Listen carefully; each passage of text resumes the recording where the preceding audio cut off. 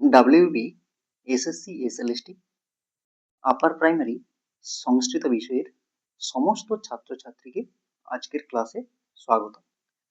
আজ থেকে আমি SLST সংস্কৃত বিষয়ের ক্লাস শুরু করছি। আমি তোমাদের বেশ কিছু জনের অনুরোধে সম্পূর্ণ সিলেবাস পড়ানোর সিদ্ধান্ত নিয়েছি। এই বিষয়ে তোমাদের সহযোগিতা একান্ত কাম্য।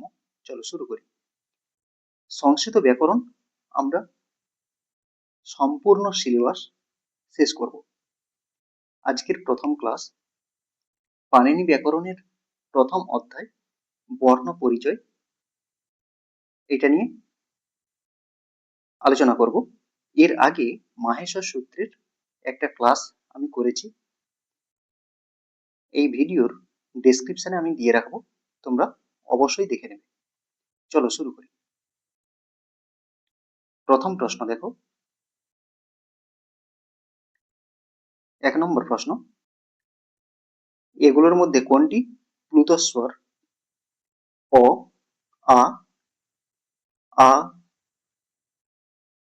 এর সঙ্গে এখানে তো লেখা আছে, কোনোটি নয়। আমরা জানি স্বর 3 প্রকার, হ্রস্বস্বর, দীর্ঘস্বর, প্লুতস্বর। এবারে অটা কি? অটা হচ্ছে হ্রস্বস্বর, আটা হচ্ছে দীর্ঘস্বর, আর আয়ের সঙ্গে এরকম একটা তো লেখা আছে, এটা কি? এটাই হচ্ছে প্লুতস্বর। প্লুতস্বর লিখতে গেলে আমাদেরকে কি করতে হয়? দীর্ঘস্বর লিখে তার সঙ্গে এই তয়ের মতো এটা লিখতে হয়, দিলে এটা বোঝাবে কি এটা হচ্ছে প্লুতস্বর। প্লুতস্বর লেখার নির্দিষ্ট কোনো অক্ষর নেই, তো এটা বোঝানোর জন্য এইভাবে লিখতে হয়। এরপরে দেখো 2 নম্বর প্রশ্ন দেখো, এগুলোর মধ্যে কোনটি সন্ধ্যক্ষর নয়? এখানে নয় বলেছে। সন্ধ্যক্ষর কোনটা? মানে সন্ধি যুক্ত হয়েছে এমন বর্ণ। এবারে সন্ধিযুক্ত হয়েছে এমন বর্ণ হচ্ছে কি সন্ধ্যক্ষর। এই সন্ধ্যক্ষর আমরা জানি 4 প্রকার। এগুলোর মধ্যে কোনটি সন্ধ্যক্ষর নয় বলেছে? এ, ঔ, ওই, দীর্ঘ উ। তাহলে সন্ধ্যক্ষর নয় কোনটা? দীর্ঘ উ, এটা সন্ধ্যক্ষর নয়। এ, ঔ, ওই আর ও, এই 4টা হচ্ছে সন্ধ্যক্ষর। এরপরে দেখো 3 নম্বর দেখো, এগুলোর মধ্যে কোনটি সঠিক নয়? যে অপশনগুলো আছে এই অপশনগুলোর মধ্যে সঠিক জোড় নয় কোনটা? অ, আ, আ, ক, হ্রস্ব ই, দীর্ঘ ই, হ্রস্ব উ, দীর্ঘ উ। কোনটা সঠিক নয়? এখানে দেখো ও আর আ এর উচ্চারণ স্থান কণ্ঠ, আ আর ক এর উচ্চারণ স্থান কণ্ঠ, হ্রস্ব ই আর দীর্ঘ ই এর উচ্চারণ স্থান হচ্ছে তালু, হ্রস্ব উ আর দীর্ঘ উ এর উচ্চারণ স্থান হচ্ছে ওষ্ঠ। এবারে এগুলোর মধ্যে বিজাতীয় অপশন কোনটা? সঠিক নয় কোনটা? এখানে ভালো করে দেখো, ও আর আ স্ববর্ণ, হ্রস্ব ই আর দীর্ঘ ই এটাও স্ববর্ণ, হ্রস্ব উ আর দীর্ঘ উ এটাও স্ববর্ণ। এটা দেখো এর উচ্চারণ স্থান এক হলেও স্বরবর্ণ এবং ব্যঞ্জন বর্ণের মধ্যে কখনো স্ববর্ণ হয় না। এ বিষয়ে একটা সূত্র আছে, নাজ্ঝলৌ, মানে স্বরবর্ণ আর ব্যঞ্জন বর্ণের মধ্যে কখনো স্ববর্ণ হবে না। এরপরে দেখো 4 দাগে দেখো, পাণিনি রচিত গ্রন্থের নাম কি? শব্দানুশাসনম, ব্যাকরণ শাস্ত্রম, অষ্টাধ্যায়ী। এ এবং সি। পাণিনি রচিত গ্রন্থের নাম শব্দানুশাসনম, অবশ্যই অষ্টাধ্যায়ী, অবশ্যই। তার মানে অপশন ডি হচ্ছে উত্তর। এরপরে দেখো 5 নম্বর প্রশ্ন দেখো, মাহেশ্বর সূত্র মতে ইত বর্ণ কোনটি? ইত মানে কি? মানে লোপ পাবে এমন বর্ণ কোনটি? বয় হসন্ত, হ, মূর্ধন্য, কোনটি নয়। আমরা জানি কি মাহেশ্বর সূত্রে যে 14টি সূত্র আছে, প্রত্যেকটা সূত্রের শেষে একটা হসন্ত বর্ণ আছে, হসন্তযুক্ত বর্ণ আছে। এই হসন্তযুক্ত বর্ণগুলো কি হয়? ইত হয়। তাহলে এখানে হসন্তযুক্ত বর্ণ কোনটা? ব। তাই ইত বর্ণ কোনটা হবে? ব, বয় হসন্ত। এরপরে এখানে জেনে রাখা ভালো, এই যে এই হসন্তযুক্ত বর্ণগুলো কেবলমাত্র প্রত্যাহার গঠনের ক্ষেত্রে ব্যবহার করা হয়, এছাড়া এর কোনো কাজ নেই। এরপরে দেখো 6 নম্বর প্রশ্ন দেখো, মাহেশ্বর সূত্র মতে স্বরবর্ণ প্রকাশক প্রত্যাহার কোনটি? স্বরবর্ণ প্রকাশক প্রত্যাহার কোনটি? হল, এচ, অল, অচ। হল বলতে কি বোঝানো হচ্ছে? সমস্ত ব্যঞ্জন বর্ণকে বোঝানো হচ্ছে।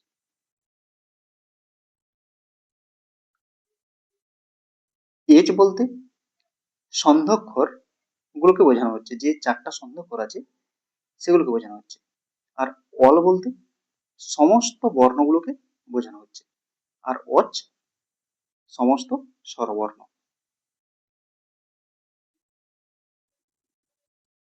এরপরে 7 নম্বর দেখো, অর্ধমাত্রা কোন বর্ণে দেখা যায়? অর্ধমাত্রা কোন বর্ণে দেখা যায়? হ্রস্বস্বর, দীর্ঘস্বর, প্লুতস্বর, ব্যঞ্জন বর্ণ। হ্রস্বস্বরের 1 মাত্রা, দীর্ঘস্বরের 2 মাত্রা, প্লুতস্বরের 3 মাত্রা, আর ব্যঞ্জন বর্ণের অর্ধমাত্রা। তাহলে অপশন ডি হবে উত্তর। এরপরে দেখো 8 নম্বর দেখো, এগুলোর মধ্যে কোনটি কণ্ঠবর্ণ নয়? এগুলোর মধ্যে কোনটি কণ্ঠবর্ণ নয়?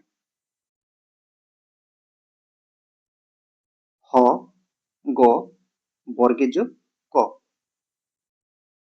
কণ্ঠবর্ণ কোনগুলো? অ, কু, হ, বিসর্জনীয়ানাং কণ্ঠ। অ মানে কি?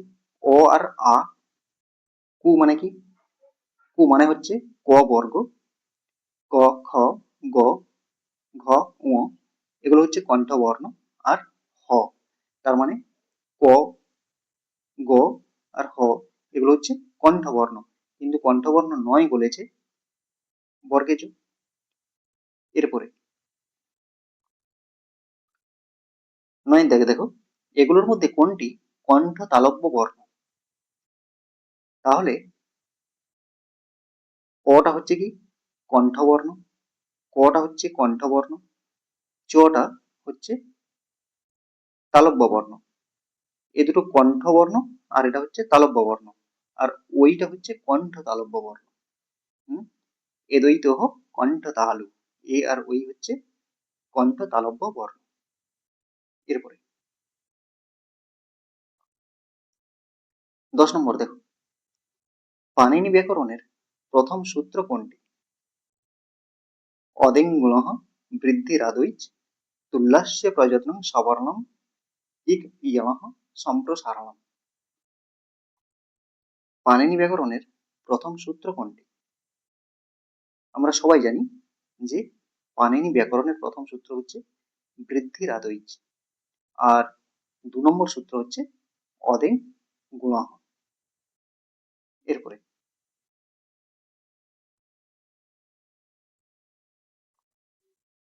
11 নম্বর দেখো, এগুলোর মধ্যে কোনটি নিপাত সংজ্ঞা বিধায়ক সূত্র? এগুলোর মধ্যে কোনটি নিপাত সংজ্ঞা বিধায়ক সূত্র? প্রাগৃসরান্নিপাতः, প্রাদায়ঃ,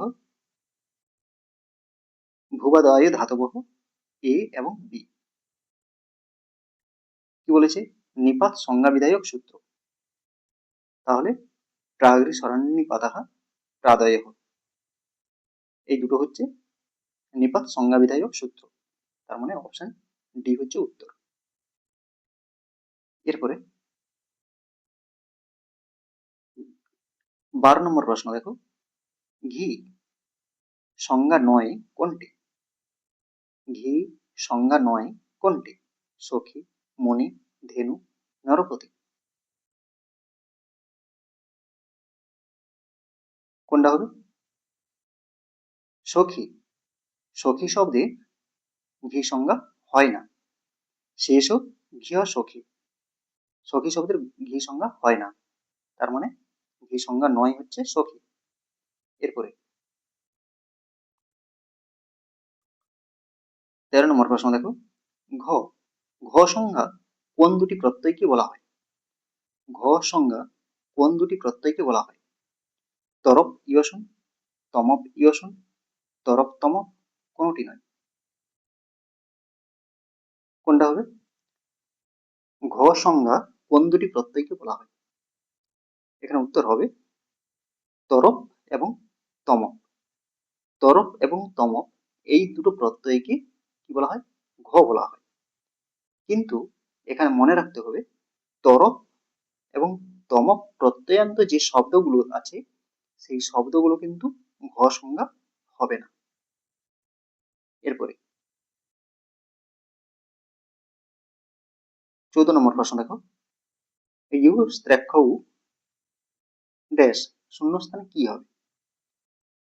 ঘ টি নদী উপধা। ইউ স্ত্রেক্ষৌ কি হবে? নদী। দীর্ঘ ইকারান্ত ও দীর্ঘ উকারান্ত স্ত্রীলিঙ্গ শব্দ হচ্ছে নদী। এরপরে 15 নম্বর দেখো, রাজন শব্দের অন অংশটিকে কি বলা হয়? এখানে দেখো রাজন এটাকে ভাঙলে কিরকম হবে? র যুক্ত আ বর্গে জ অ আর দন্ত নয় হসন্ত, এটাকে ভাঙলে এটে দাঁড়াচ্ছে। তাহলে শেষে দেখো অ আর দন্তে ন, এই অংশটুকু পাচ্ছি। এই অংশটুকুকে কি বলে? উপধা, টি, নদী, ঘি। কি হবে? শব্দের শেষ স্বর, এটা যদি শব্দ হয় তাহলে শেষ স্বর হচ্ছে অ। সেই শেষ স্বরকে আদি করে বা শুরু করে বাকি যে অংশটুকু আছে সেটাকে নিয়ে যে অংশটুকু পাওয়া যায় তাকে কি বলা হয়? টি বলা হয়। তাকে টি বলা হয়। অযোগ অন্ত্যাদি টি। এরপরে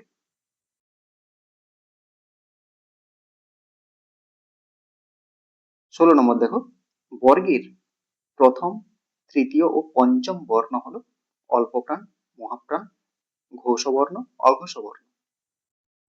বর্গের প্রথম, তৃতীয় ও পঞ্চম বর্ণ কি হবে? অল্পপ্রাণ বর্ণ। এরপরে 17 নম্বর প্রশ্ন দেখো, এগুলোর মধ্যে কোনটি উষ্ম বর্ণ নয়? এখানে নয় বলেছে, উষ্ম বর্ণ নয়। তাহলে উষ্ম বর্ণ আমরা জানি চারটা, কি কি? তালব্য স, মূর্ধন্য ষ, দন্তেশ, হ। তাহলে এখানে দন্তেশ নেই, আর বাকি সবগুলো আছে। তার মানে উষ্ণ বর্ণ নয় হচ্ছে র। এরপরে